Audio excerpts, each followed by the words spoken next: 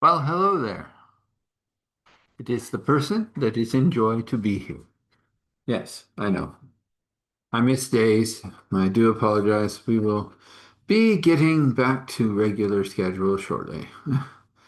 We have finished that course, moving into a new one that has a little less workload. So we should be able to pull these off a little bit more succinctly. We'll find out. Anyway, the thing that I wish to share for wisdom is going to be a short and sweet one. But it's very simply, what do you do if you end up in a moment that happens for a lot of people considering inside military, first responders, other things like that? What do you do if you end up in a moment that's looping? You can't get rid of it. I have them. It happens from my military time. It happens from my life, okay? All of its wonders. And so this is what I do. And it's again, God thing. Yep. I'm going to do it again. What I do is I allow the presence and the power of Jesus to step into that loop. Just that's what I do. Just visualizing, in a sense, Jesus standing in the loop. Thing is still happening, but now Jesus is present. Give it a whirl. You'd be amazed what'll happen. It stops the loop.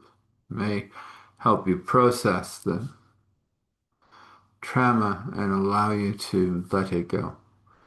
Let it become a story in your library instead of something that haunts you, as sometimes they do. So let's leave it there. We come to that space where we say, if you wish to get a hold of me, you can do that through Eric at starthealing.me, Eric at starthealing.me, Eric at starthealing.me. And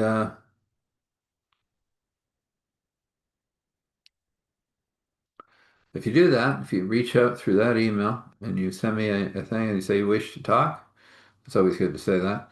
Then I will send you a link so we can. And then, oh dear, it's going to come. It's a sneeze. It's running around in there. But live and in person, this is me. Walkie, walkie, walkie. Anyway, getting back to this. And it's an important this. So you send out that email to me and you say you wish one, and I send you a link back. You grab that link, you make your appointment, and then you talk with me. And we'll see if I am part of your healing puzzle. Looking forward to finding out. Now, the everyday miracle story that I'm going to talk about today, some people may look at it as an extraordinary miracle story. The person that was involved looked at it as an everyday miracle. So that's where we're going to put it, because that's where this person put it. So I'm going to be using information and stuff from a military space, but nothing that I'm going to say is correct, but the story is true. In other words, I'm going to use basically stuff that it's not his name, not his rank, not his serial number, none of those, not in real life. I will use a code and things, but not his. That's enough of that.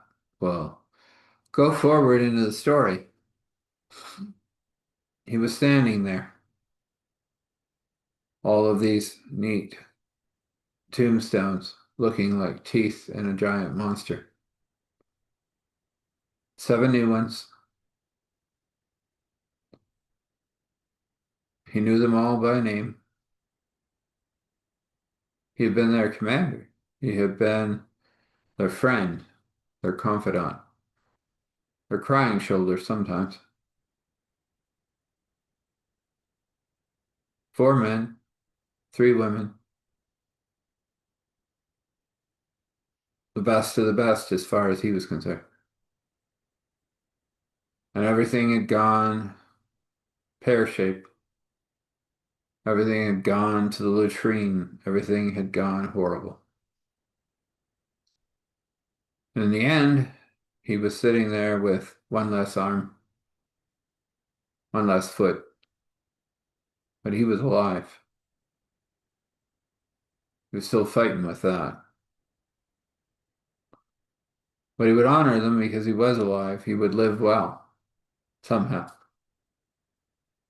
They were going to figure out how to fasten a foot and give him some form of appendage, and he'd get that figured out in time. He was still living in that circuit of everyone laughing, joking, and then the white searing heat, the chopper spinning, the chopper crashing, dragging everyone out of the flames to know that they're already gone, including the pilot, who he knew personally. But it was all over now. He was finished, done. Woke up shaking, screaming, sweating.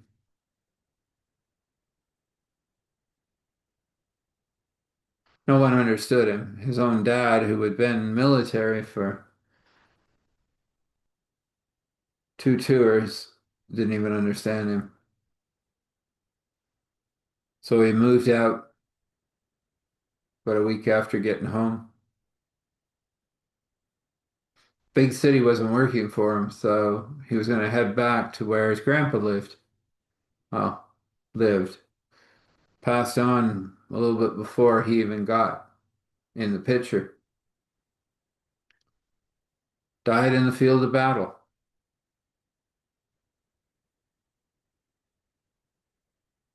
One of the many of the World War II.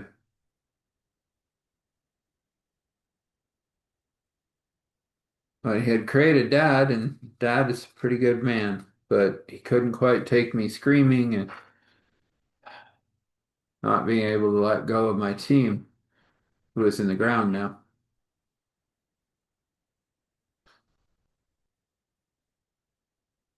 He goes, "This is my life. I don't know how to go forward." And then he finds a note. It's an interesting one. Nobody knows where it came from, but he was going to go do that. He found it in his mailbox. It's weird. Wasn't an envelope, wasn't anything. It was just a folded piece of paper, high grade parchment paper, real parchment from the era before we had paper, and written by an ink and a quill by the looks. And it said very simply, "What you are looking for is found in the small town where your grandpa lived before he went to war, before he left behind a widow and a son that grew up. That's what you're looking for." Didn't know what that meant, but he was heading back to that town anyway. He had got a job of sorts,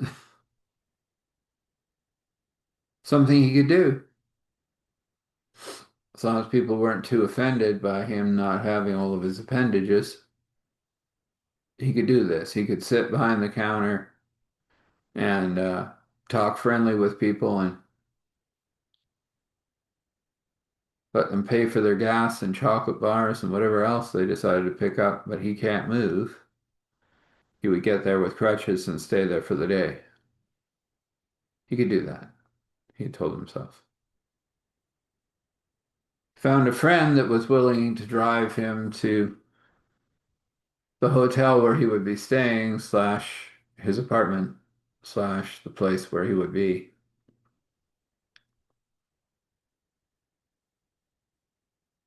But he had this moment with the teeth and the monster. He didn't feel like them really being that way, but in a sense it looked that way. It had swallowed so much life. And he held the young and old that were there grieving over their loss, and He grieved with them, sorrowed with them. But that was all over, and his buddy did drive him to the hotel. That's all he would do. So I don't know why you're going back to there. You might as well stay in the city. But if you want to live out in the middle of the boons, I guess that's one way of dealing with what you've gone through. Nobody seemed to understand how bad it is to lose your entire team.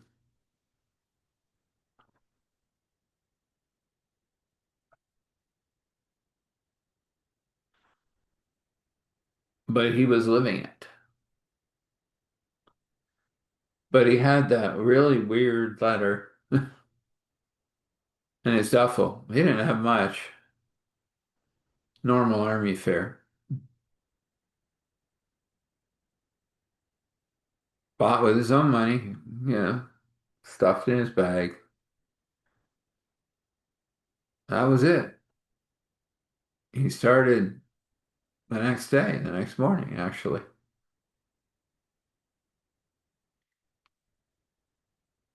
And he said, well, I'm here. He said, I don't know what I can learn here without Grandpa. He said, but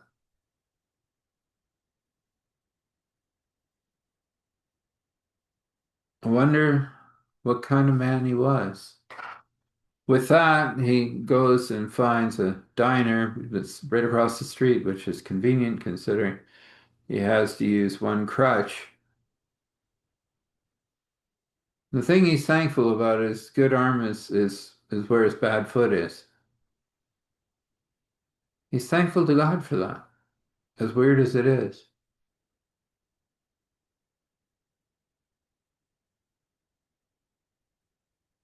And yet he knows that, you know, he's got to go on. There'll be therapy, somewhat, things for him to talk to, people to talk to if he stayed in the city, but out here, who knows? But he was told to come here, so he did, and he feels good about this.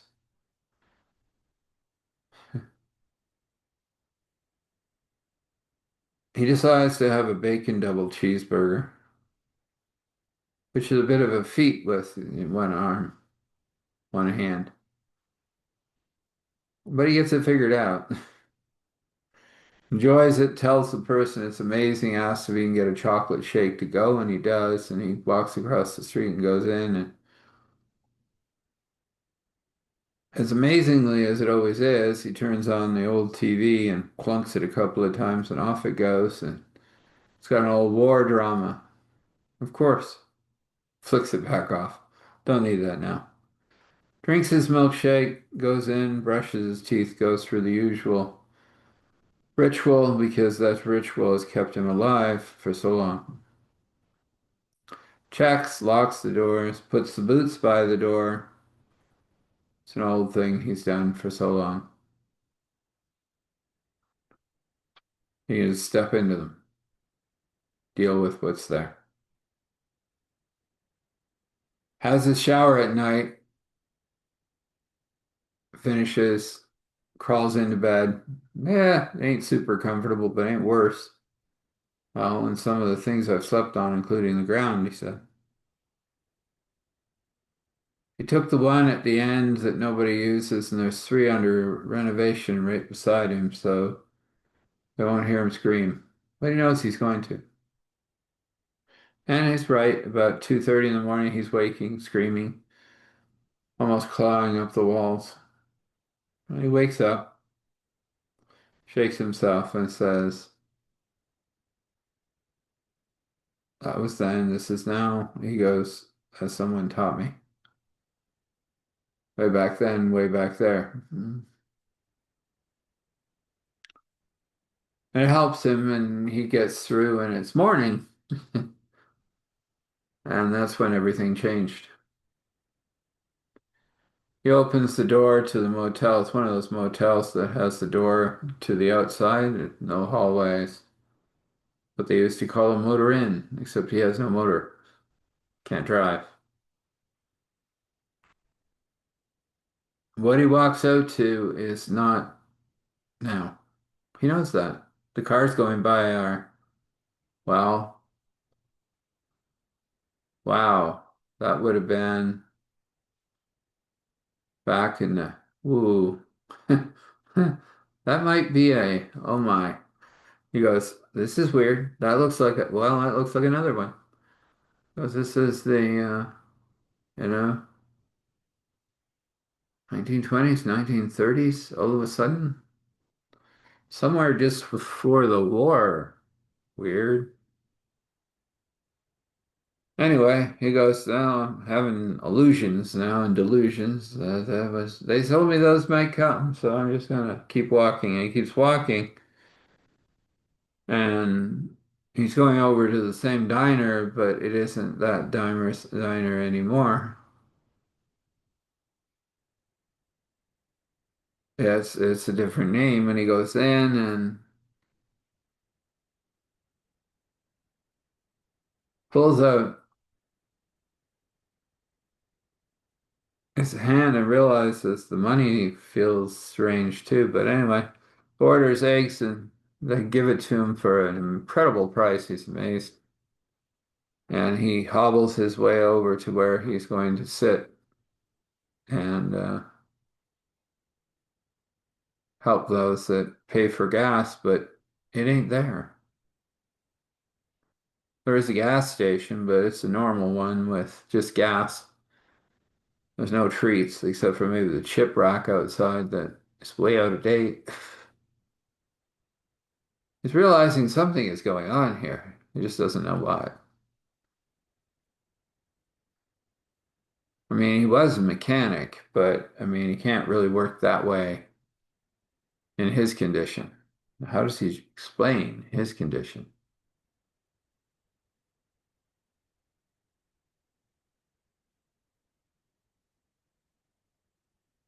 in this space?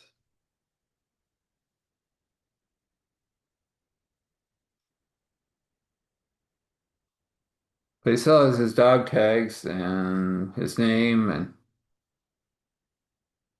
he can't do anything else. He seems to have walked through a time warp again, as he says. Only it's his first time. But it's happened. He knows that now. He can see it. Sodas are what? A dime? Chocolate bars a quarter? Wow. Is that what I'm seeing? So this is the 19, this is just before the big push, maybe.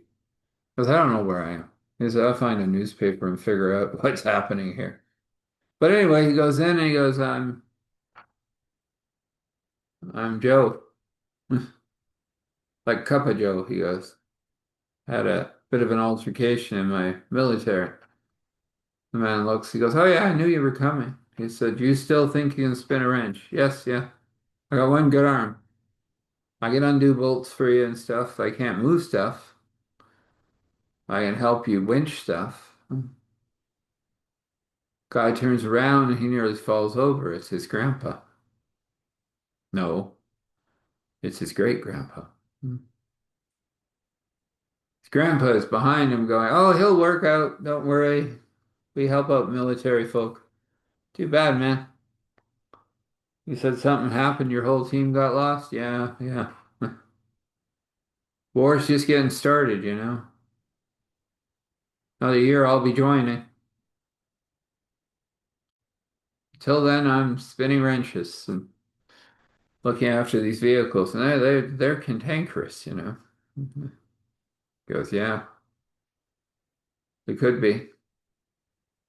But he had worked on classic cars for a while. These weren't classics now. Now he knew where he was. It was somewhere inside the theater of war of World War II. He just didn't know when. But he had just met his great grandpa, and he was kind of an interesting feller. But they were both very happy to have a vet there working, doing whatever they required and could do. And he didn't know what was happening, but he just kind of went with it. took him out and he looked at the vehicle and he goes, yeah, that's the right range, it's and he's working away on it, loosening bolts and helping this young man that happens to be his grandfather. He kind of wants to tell him not to join the military, but that isn't what he's there for. He knows that. He understands the butterfly effect. He's not going to affect this in that way. Something he needs to learn here to help him. He starts to cry. It happens.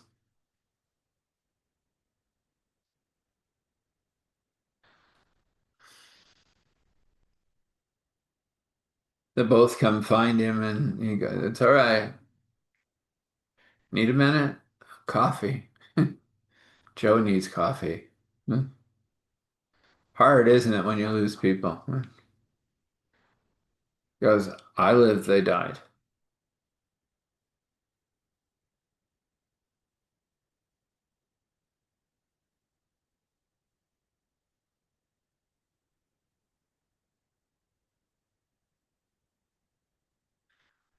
And his great grandpa, who doesn't know who he's talking to, says, that's what happens in war, son. We didn't want this thing, but we're here and we're in it. And he realizes that it's further along in this thing than he thinks.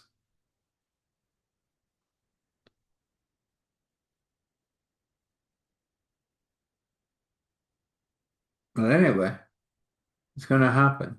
All going to happen. Doesn't know what date it is. He's given up on that. Some people could still be driving Model Ts at this time, I guess. He's definitely working on 30s and 40s. Maybe he's not sure. Never kept quite track of all of those things, so just knows that for some reason he's getting some time with his grandpa who he never knew, and his great grandfather, which he really never knew. So this was cool. So he worked hard all day and changed oil and figured out how to with just one arm, and they were happy with him. He worked hard and said, well, I'm gonna get myself over to the hotel. I'm very tired. I'm gonna get cleaned up. And I'm gonna go get some food. And guy says, "Oh, you come home with us, and you can all wash out at the pond before we go in the house proper, and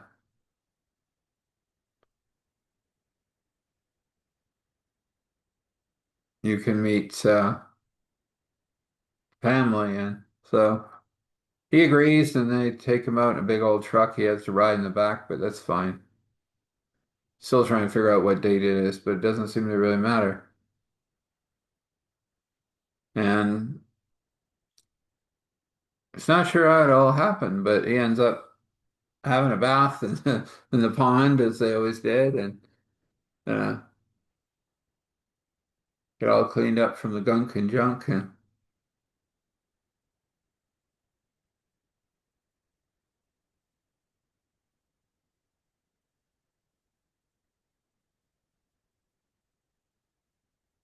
they get into the house proper, and he gets to meet his great grandmother.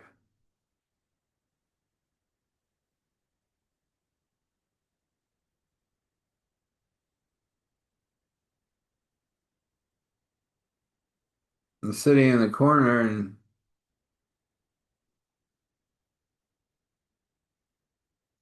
is a young girl that isn't family, they say, but she's here because she's having difficulty, and that's all they said. And they had a really good meal, meatloaf, potatoes, really good food.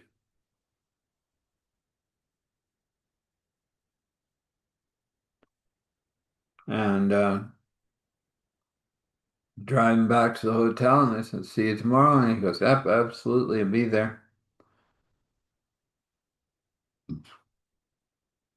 And so this is his life. He's working in the thing and he's chatting with people. He's getting to know people.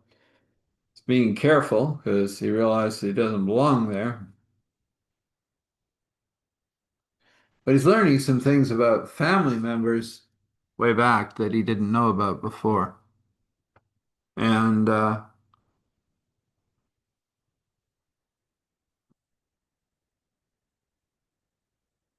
it's changing him.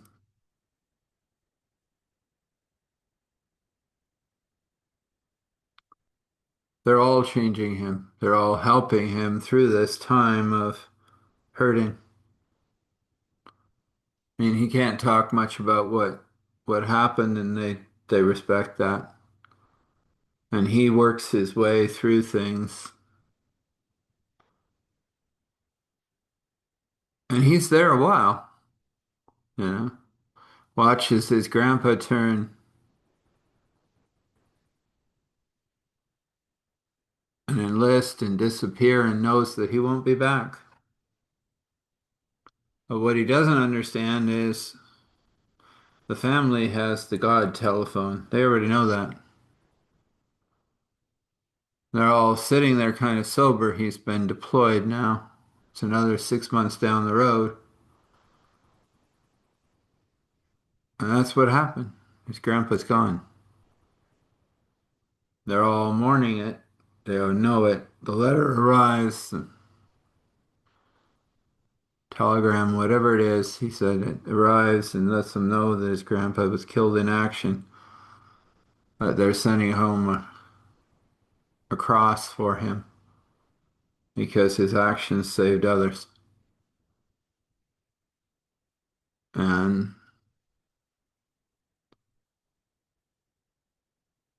the great grandpa looks at him and goes, well, he went and did his duty, and this is the outcome. He gets to celebrate a few years later the end of the war, and then he gets to see his great grandfather pass at the shop from a heart attack, falling on the ground, tries and then realizes he's not supposed to save him. So he does what he can, phones, things happen. His great grandma passes a little while later, and the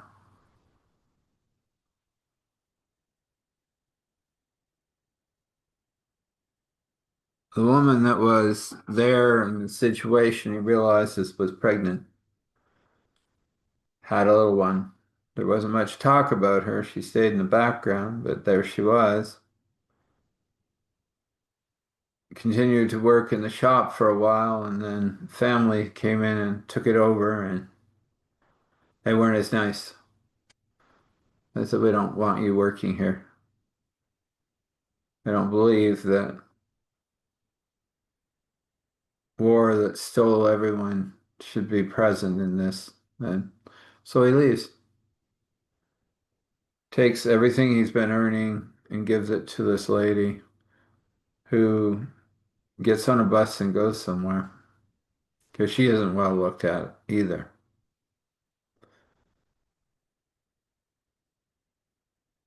And as he's getting on a bus to go to the big city because he can't stay there anymore,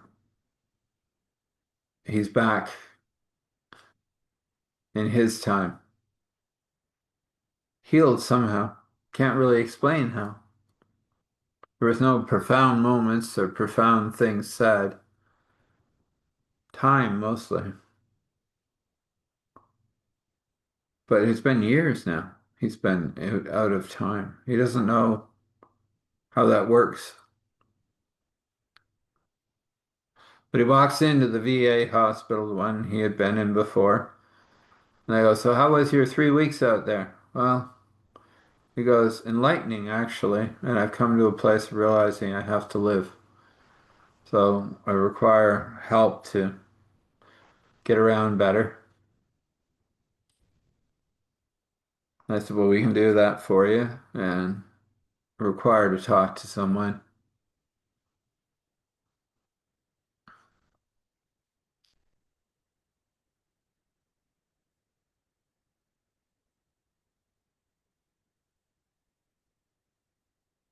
And if you fast forward just 9 months, you will see a man walking, actually jogging. He turned down the arm because it didn't work for him, but he's learned to deal with just the one arm. But he did take the artificial foot. That works. Allows him to still jog and keep himself in shape. And there's a girl jogging beside him. And I